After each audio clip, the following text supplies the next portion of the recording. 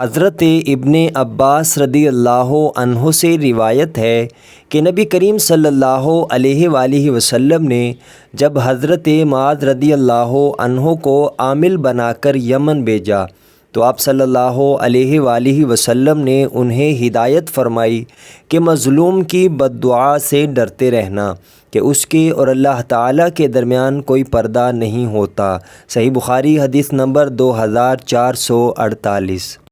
حضرت سعید بن زید رضی اللہ عنہ فرماتے ہیں کہ میں نے رسول اللہ صلی اللہ علیہ وآلہ وسلم کو فرماتے ہوئے سنا۔ آپ صلی اللہ علیہ وآلہ وسلم نے فرمایا، جس نے کسی کی زمین ظلم سے لے لی اسے قیامت کے دن 7 زمینوں کا طوق پہنایا جائے گا۔ صحیح بخاری حدیث نمبر 2452۔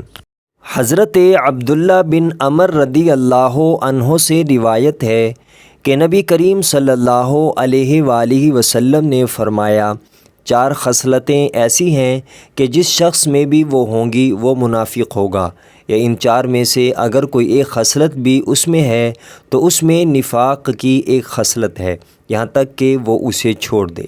جب بولے تو جھوٹ بولے، جب وعدہ کرے تو وعدہ خلافی کرے، اور جب کسی سے معاہدہ کرے تو بے وفائی کرے، اور جب جھگڑے تو بد زبانی پر اتر آئے۔ صحیح بخاری حدیث نمبر 2459۔